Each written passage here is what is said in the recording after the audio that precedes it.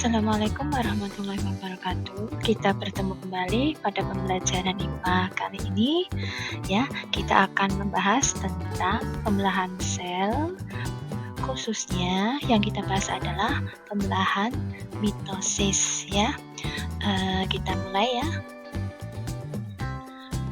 Nah, menurut teori sel, semua sel berasal dari sel sebelumnya atau istilahnya kita sebut sebagai omniselula, acellular yang dinyatakan oleh Rudolf Virchow. Ya. Nah, pembentukan sel-sel baru atau sel anakan dari sel induk ini terjadi melalui proses pembelahan sel. Itu ya. Kemudian kita lanjutkan ya, bahwa pembelahan sel yang terjadi di dalam tubuh makhluk hidup ini yang akan kita bahas tadi mengenai pembelahan mitosis. Tapi sebelumnya perlu kita ketahui dulu apakah pembelahan mitosis itu. Nah, mari kita perhatikan dan kita simak bersama. Nah, mitosis adalah peristiwa pembelahan sel yang menghasilkan dua sel anak dengan jumlah kromosom yang sama dengan sel induknya. Kemudian pembelahan sel ini terjadi pada sel eukariotik. Sel eukariotik itu adalah sel yang sudah memiliki membran inti sel. Ya. Nah, di sini ada contoh dari kromosom yang bisa kita lihat pada gambar slide ya. Nah, di manakah tempat terjadinya? Terjadinya pembelahan sel itu atau pembelahan mitosis terjadi pada bagian sel soma atau sel tubuh makhluk hidup. Jadi pada semua sel tubuh. Pada pembelahan mitosis ini nanti akan dihasilkan sel anak yang mempunyai jumlah kromosom sama. Jumlah kromosom sel anak maksudnya sama dengan jumlah kromosom sel induknya ya. Nah, kemudian pengertian kromosom dulu untuk memperkenalkan tentang kromosom, bahwa kromosom adalah materi genetik yang berperan dalam pewarisan sifat. Di sini sebagai pembawa sifat keturunan. Ya, itu adalah kromosom. Kita lanjutkan lagi ya.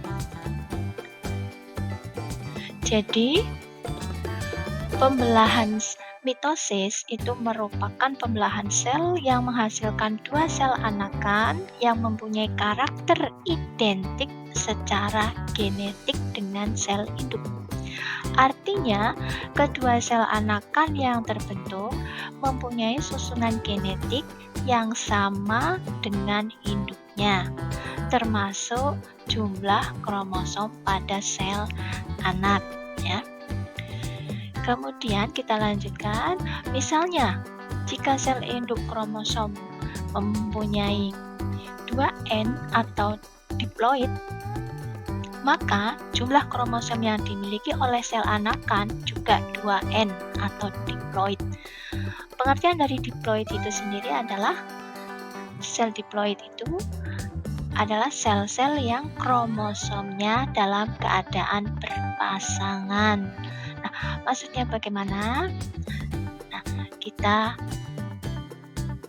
lihat ya, ini contohnya misalnya, jika sebuah sel induk mempunyai jumlah kromosom 23 pasang, 23 pasang itu berarti sama dengan 46 buah, maka sel anakan juga memiliki jumlah kromosom sebanyak 23 pasang atau 46 buah kromosom.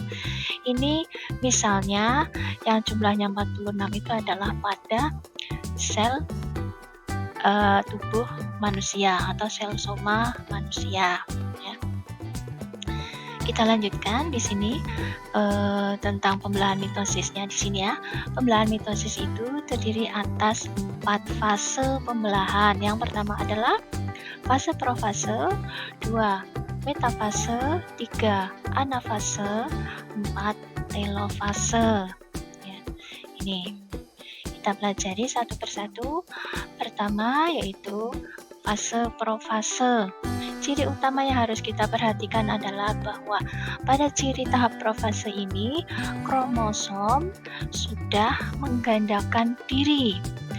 Kalau kromosom itu masih bentuk 2 lengan, setelah menggandakan diri menjadi 4 lengan yang disebut dengan kromatid. Ya. Itu. Kemudian selain itu membran inti sel juga mulai rusak atau istilahnya nanti akan menghilang.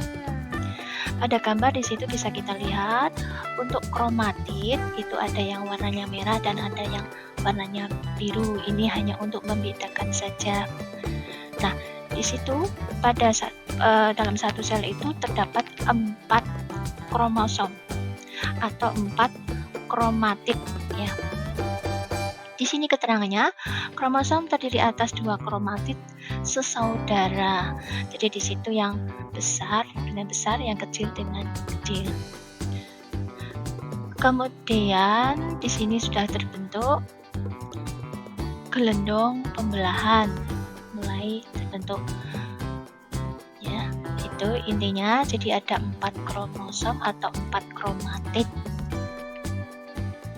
dalam satu sel itu pada dasarnya. Kemudian pada fase yang kedua yaitu metafase, ciri utama yang harus kita pahami dan kita perhatikan adalah bahwa kromatid itu berjajar pada bidang pembelahan atau kita kenal dengan bidang ekuator ya.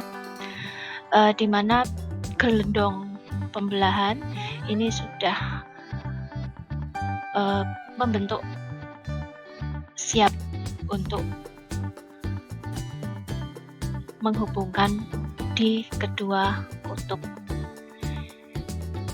Ya, ini cirinya. Jadi kita lihat di situ sudah baris di tengah kromosomnya. Kemudian berikutnya pada fase yang ketiga, anafase, ciri utamanya adalah kromosom bergerak menuju ke kutub yang berlawanan. Ya, jadi istilahnya ada yang ke kanan, ada yang ke kiri. Itu untuk mudahnya kita memperhatikan. Kalau kita lihat pada gambar, ada 4 kromosom yang bergerak ke kiri, ada 4 kromosom yang bergerak ke kanan. Itu maksudnya bahwa kromosom bergerak menuju ke kutub yang berlawanan atau ke kutubnya masing-masing. Nah, kemudian pada akhir anafase, kedua kutub sel memiliki jumlah kromosom yang sama ya, itu tadi. Jadi 4 menuju ke kanan dan 4 menuju ke kiri kalau kita perhatikan pada gambarnya tadi. Nah, kemudian pada fase yang keempat yaitu telofase, kita lihat di sini ciri dari tahap telofase ini, membran inti yang tadinya menghilang itu akan terbentuk kembali atau istilahnya bergabung dan terbentuk 2 sel anakan yang bersifat diploid sama seperti sel induk tadi sebelum membelah. Di sini muncul 2 sel anak yang akan kita lihat pada tiap sel itu terdapat masing-masing memiliki 4 buah kromosom. Ya, kemudian dari pembelahan tahap telofase itu biasanya diikuti dengan pembelahan sitoplasma atau proses istilahnya proses sitokinesis.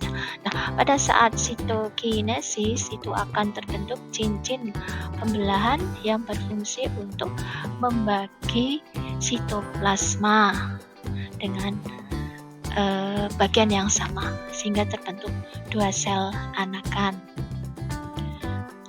Nah, kalau misalnya dari penjelasan tadi dirangkum maka akan bisa kita pahami di sini ada 4 tahap yaitu profase, metafase, anafase, dan telofase. Nah, itu gambarnya kalau kita gabung akan muncul seperti gambar pada slide tersebut.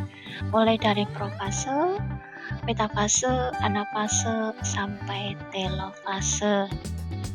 Nah, bagaimana? Mudah-mudahan pada penjelasan kali ini bisa dipahami ya. Kita bertemu kembali pada penjelasan materi berikutnya. Sampai jumpa. Terima kasih. Wassalamualaikum warahmatullahi wabarakatuh.